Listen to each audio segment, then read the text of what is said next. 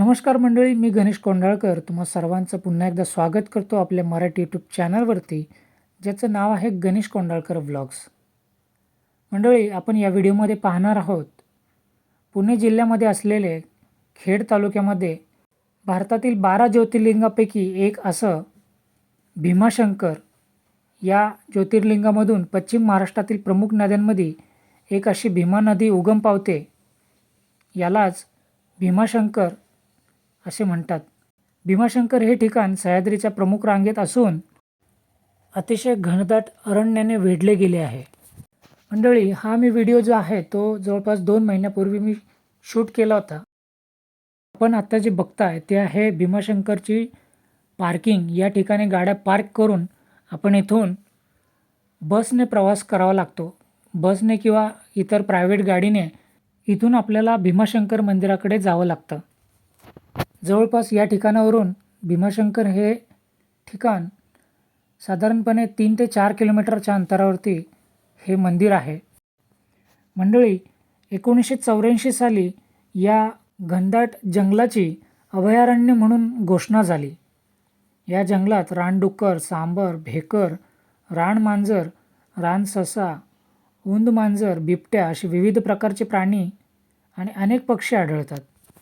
येथील सर्वात वैशिष्ट्यपूर्ण प्राणी म्हणजे शेकारू, म्हणजे उडणारी खार.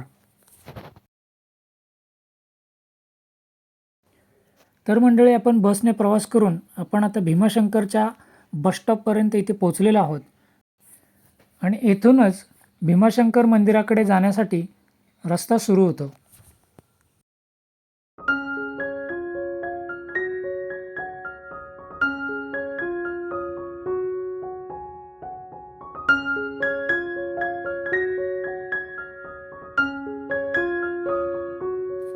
भीमाशंकर एस टी स्टँडपासून एक 5 मिनिटं चालत आल्याच्या नंतर तेथूनच आपल्या भीमाशंकर मंदिर तिथे सुरुवात होते.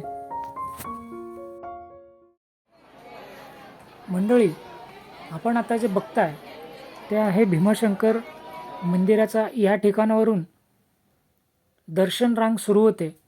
जवळपास 240 पायऱ्या खाली उतरून आपल्याला मंदिराकडे जावं लागतं. तुम्ही पाहताय आता ही जी रांग आहे ही दर्शनासाठी लागलेली भाविकांची रांग आहे. मंडळी, मी मागाशी म्हटल्याप्रमाणे भारतातील 12 ज्योतिर्लिंगापैकी 6वे ज्योतिर्लिंग म्हणजे भीमाशंकर. भगवान शंकराचे हे धार्मिक स्थळ प्रसिद्ध आहे. निसर्गाने मुक्त हस्ताने उधळण करून या परिसराला सजवले आहे. सह्याद्रीच्या पश्चिमेकडील पसरलेल्या एका रांगेवरील उंच डोंगरावर भीमाशंकर आहे. प्रचंड गर्द झाडी, जंगल व उंच डोंगराच्या कुशीत भीमाशंकराचे मंदिर वसलेले आहे. जवळपास अर्ध्या पायऱ्या खाली उतरून आल्याच्या नंतर आपल्याला मध्यवर्ती मारुतीरायाचे एक मंदिर नजरेस पडते. तेथूनच आपण मंदिराजवळ येऊन पोचतो. मंडळी, हेमाडपंथी पद्धतीचे हे मंदिर सुमारे जवळपास 1200 ते 1400 वर्षापूर्वीचे आहे. मंदिराच्या छतावर, खांबावर सुंदर नक्षीकाम आढळते. मंदिरावर दशावताराच्या कोरलेल्या मूर्ती रेखीव व सुंदर आहेत. या मंदिराचा नव्याने जीर्णोद्धार व नवे बांधकाम केल्यामुळे मूळ मंदिर बघण्यास मिळत नाही.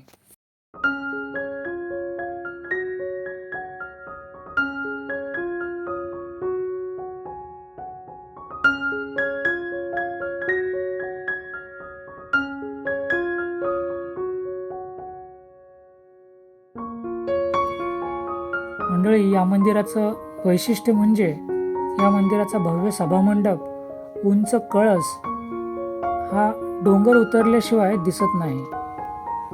छत्रपती शिवाजी महाराज, छत्रपती रामराजे महाराज येथे भीमाशंकराच्या दर्शनास येत असत.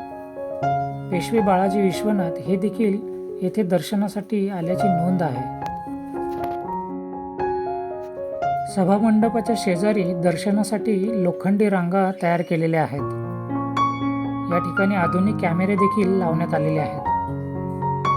नाना फडणवीसांनी शिखरासह या मंदिराचा जीर्णोद्धार केला होता. तसेच मोठ्या टीव्हीवर देखील थेट गाभाऱ्यातील शिवशंकराचे दर्शन घडते. गर्दी नसल्याने मनसोक्त शंकराचे दर्शन घडले. भीमाशंकर हे ठिकाण सह्याद्रीच्या प्रमुख रांगेत असून अतिशय घनदाट अरण्याने वेढले गेले आहे. मंडळी, या मंदिराविषयी बोलायचं म्हटलं तर शक्तीने आंधळा झालेल्या भीमाने आपल्या तलवारीने शिवलिंग नष्ट करण्याचा प्रयत्न केला, परंतु भगवान शिव त्या ठिकाणी प्रकट झाले आणि निष्पाप राजाला वाचवण्यासाठी त्याला मारले. त्यानंतर सर्व देव तेथे प्रकट झाले आणि त्यांनी शिवाला त्या ठिकाणी ज्योतिर्लिंग म्हणून राहण्याची विनंती केली. म्हणून हेच जे मंदिर आहे तेव्हापासून भीमाशंकर ज्योतिर्लिंग म्हणून ओळखले जाऊ लागले. या मंदिराच्या मुख्य गाभाऱ्यामध्ये एक पिंड असून त्या पिंडावरती चांदीचं मुकुट बसवण्यात आलेलं आहे. या ठिकाणी मोबाईल किंवा शूटिंग करण्यास बंदी असल्यामुळे आतमधले मला शूट करता आलं नाही. सभामंडपाच्या बाहेर सुमारे 5 मन वजनाची असलेली लोखंडी घंटा आहे. ही घंटा चिमाजी आप्पांनी भेट दिल्याचे सांगण्यात येते. या घंटेवर 1729 अशी इंग्रजीत नोंद आहे व त्याच्याच बाजूला आपल्याला भव्य असं त्रिशूल नजरेस पडते. मुख्य मंदिरातून दर्शन घेऊन बाहेर आल्याच्या नंतर आपल्याला बाहेर देखील शंकर महादेवांच्या पिंड आणि नंदी दगडामध्ये असलेले पाहायला मिळतात. तसेच त्याच्या शेजारी भव्य अशी दगडामध्ये बांधलेली दीपमाळ देखील आपल्या नजरेस पडते. तेथून आम्ही इतर देवदेवतांचे दर्शन घेऊन आम्हाला रांगेमध्ये खूप वेळ लागला होता, कारण त्या ठिकाणी रविवार असल्यामुळे खूपच गर्दी होती. अशा प्रकारे आम्ही सगळ्या देवदेवतांचं दर्शन घेऊन आम्ही आमच्या परतीच्या वाटेला निघालो. तर तुम्हाला ही व्हिडिओ कशी वाटली हे कमेंट करून आवर्जून सांगा आणि असेच नवनवीन व्हिडिओ पाहण्यासाठी आपल्या चॅनलला सबस्क्राईब करायला विसरू नका व बाजूला दिलेल्या बेल आयकॉनला क्लिक करायला विसरू नका. भेटूयात अशाच एका नवीन व्हिडिओमध्ये. तोपर्यंत राम राम.